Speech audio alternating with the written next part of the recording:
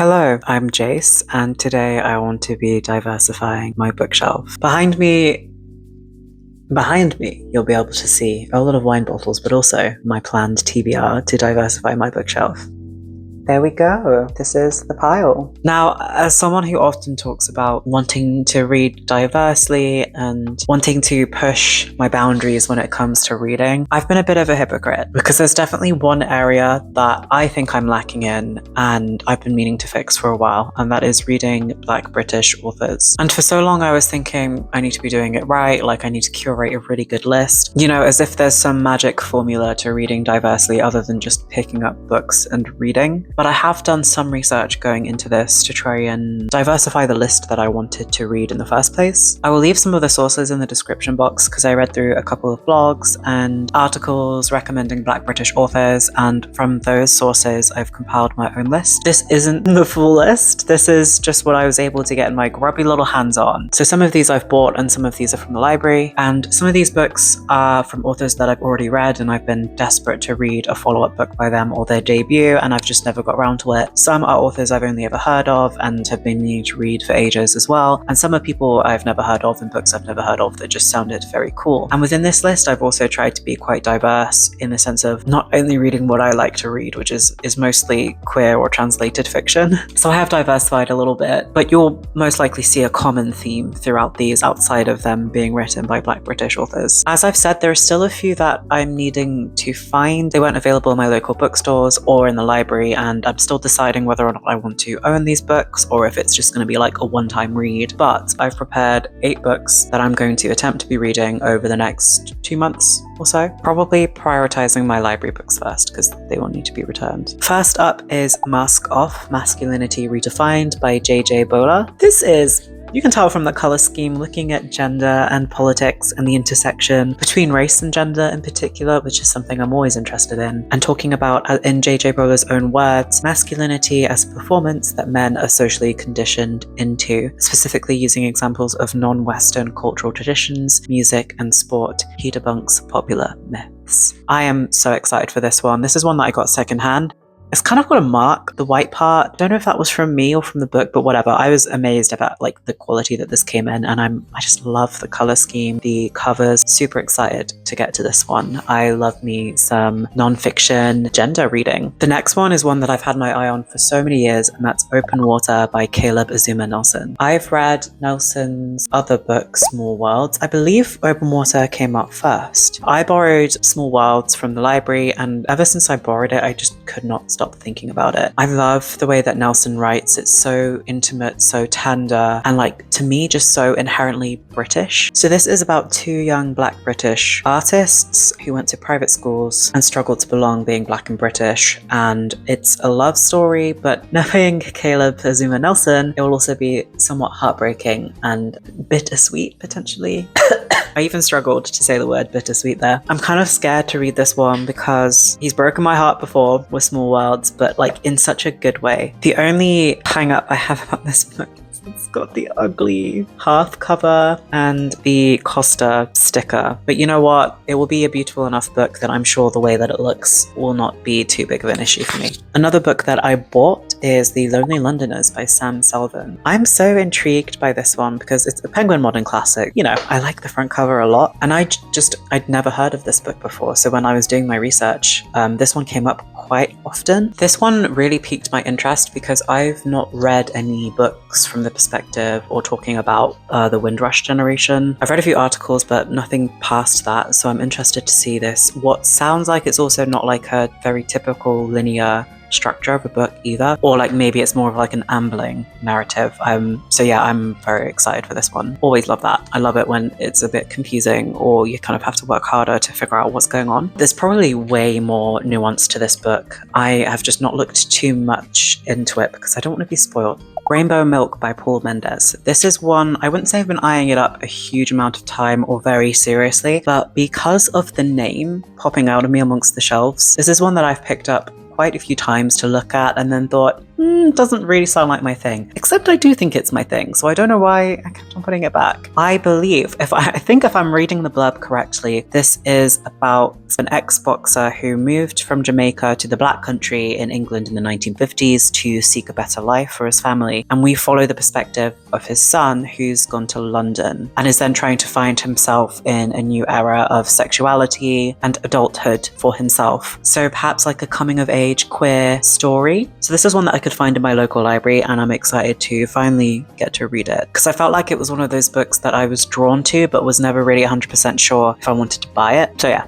This next book is one I feel like I've seen around, but I've really struggled to find it in bookstores, and that is Lote by Shola von Reinhold. This cover, gorgeous. Can we get a round of applause? Wow. So I got this from World of Books, I think, secondhand. You can't even really tell, to be honest. This one was so intriguing to me. I was like trying not to look too deeply into it because, again, I think I'm someone who's overly cautious about spoilers. I'd really rather know very little going into something and to be pleasantly surprised, or just kind of like, oh, okay, it wasn't my thing, rather than like setting myself up for this amazing book that I might not like, or just being spoiled. I feel like so many blurbs involve way too many spoilers or key aspects of the story that I'd rather find out for myself. This sounds like a really bizarre story about queer Black history. In particular, there's a character who goes on an art residency in this small European town and potentially like having a bunch of secret societies. I really do not want to read. This is quite an in-depth blurb. I don't want to read any further, but I am genuinely so curious about how this one goes. It's Black, it's queer, it's got secrets, it's got mystery. It sounds like everything that I love. So I'm definitely curious about Lote. So this next one is probably the one I'm excited for the most of this list. It's a book that I've been meaning to read since I read another one of his books. I would always see it in a bookstore and I was like, next time, I'm gonna get this one next time. Any other time I went to look for it, it wasn't there.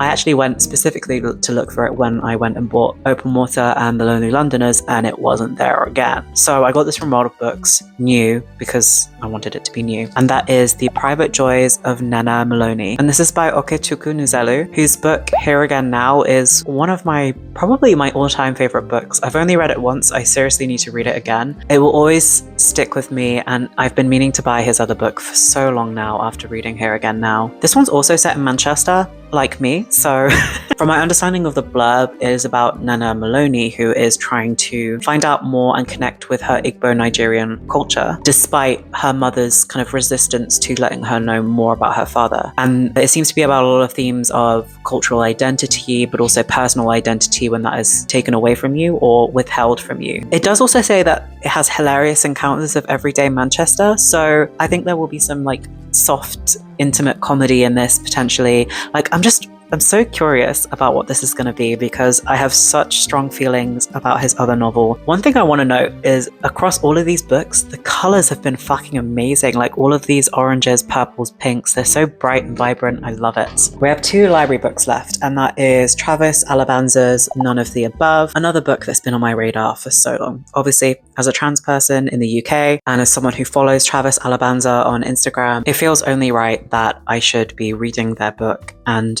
finding out more about their work. Before I got this from the library, I actually didn't realize how this book was set out, but really interestingly, it's presented about 7 phrases that people have directed at them about their gender identity because they're non-binary. So the book is formatted into these 7 phrases that they then explore further, which is a very cool way to format a book. And I think it's probably going to be a bit heavy, not going to lie, but these phrases are not only negative, some of these are some more positive phrases, so maybe it's not going to be as difficult as I'm thinking. But yeah, another one that I have wanted to read for so long and just not got around to. Last but certainly not least, this big one. I did not know this book was this big. I did not know. 450 pages? Since when?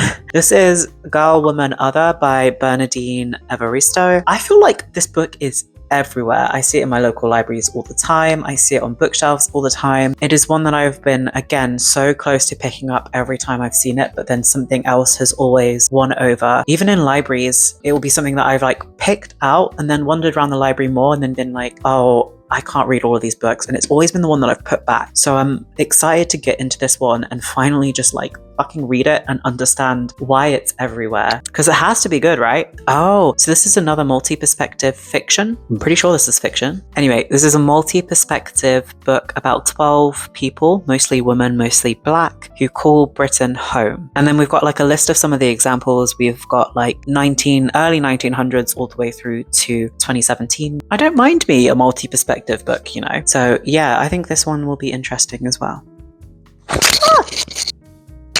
I did just also want to shout out the other books that I might potentially add on to this afterwards. One is White Teeth by Zadie Smith. This was on my scary TBR that I then removed because I only wanted to read 5, and that was the 6th or 7th book. So maybe I'll add that onto this. I was also thinking about rereading Here Again Now, but I will obviously prioritize the ones I have not read. I completely forgot to mention, I do also have a book on reserve waiting from the library that I'm a bit scared about now, because how am I going to have the time to read that? The one that I reserved is Are We Home Yet by Katie Massey. Again, I think this is one of those multi-generational books spanning from 1935 to 2010, where her young daughter accidentally discovers that her mother is working as a sex worker at their family home, and how as an adult Katie now deals with trauma and grief and how she reconnects with her mother.